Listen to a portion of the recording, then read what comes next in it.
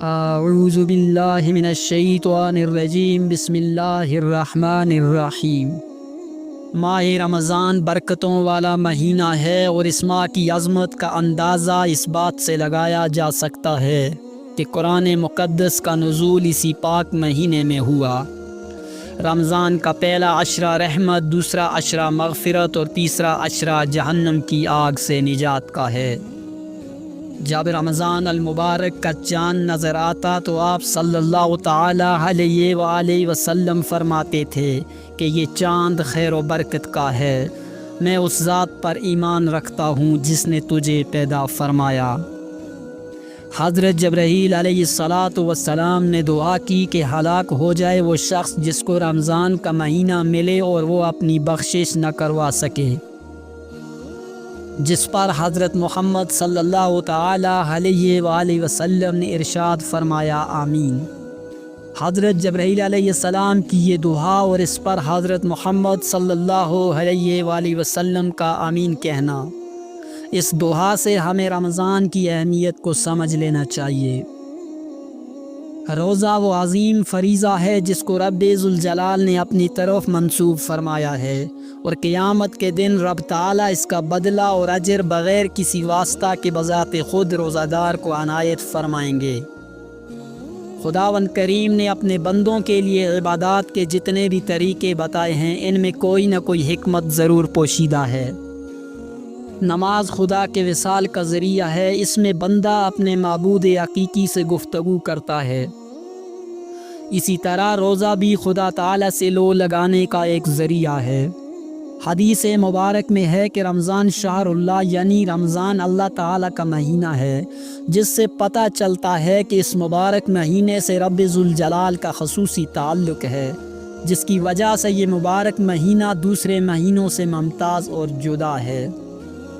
حضرت جابر بن عبداللہ رضی اللہ عنہ سے روایت ہے کہ حضور صلی اللہ علیہ وآلہ وسلم کا فرمان ہے کہ میری امت کو رمضان میں 5 چیزیں ایسی عطا کی گئی ہیں جو مجھ سے پہلے کسی نبی علیہ السلام کو نہ ملیں۔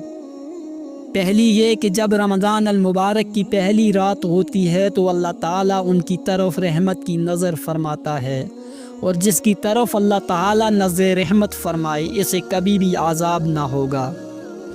دوسری یہ کہ شام کے وقت ان کے منہ کی خوشبو جو بھوک کی وجہ سے ہوتی ہے، اللہ تعالیٰ کے نزدیک مشک کی خوشبو سے بھی بہتر ہے۔ تیسرے یہ کہ فرشتے ہر دن اور رات ان کے لیے مغفرت کی دعائیں کرتے رہتے ہیں۔ چوتھا یہ کہ اللہ تعالیٰ جنت کو حکم دیتے ہیں کہ میرے نیک بندوں کے لیے مزین ہو جا، ہن قریب وہ دنیا کی مشقت سے میرے گھر اور کرم میں راحت پائیں گے۔ پانچواں یہ کہ جب ماہ رمضان کی آخری رات آتی ہے تو اللہ تعالیٰ سب کی مغفرت فرما دیتا ہے۔ رمضان کے اس مبارک ماہ کی ان تمام فضیلتوں کو دیکھتے ہوئے مسلمانوں کو اس مہینے میں عبادت کا خاص اہتمام کرنا چاہیے، اور کوئی لمحہ ضائع اور بیکار جانے نہیں دینا چاہیے۔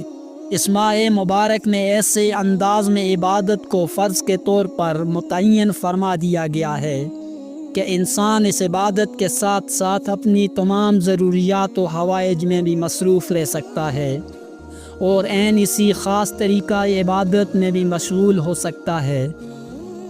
ایسی خاص طریقہ عبادت کو روزہ کہا جاتا ہے جیسے اس ماہ میں فرض فرما دیا گیا ہے۔ روزہ ایک عجیب عبادت ہے کہ انسان روزہ رکھ کر اپنے ہر کام کو انجام دے سکتا ہے۔ روزہ رکھ کر صنعت و حرفت، تجارت و زیارت، ہر کام بخوبی احسن کر سکتا ہے، اور پھر بڑی بات یہ ہے کہ ان تمام کاموں میں مشغول ہونے کے وقت بھی روزہ کی عبادت روزہ دار سے بے تکلف خود بخود صادر ہوتی رہتی ہے، اور اسی کو عبادت میں مشغولی کا ثواب بھی ملتا رہتا ہے۔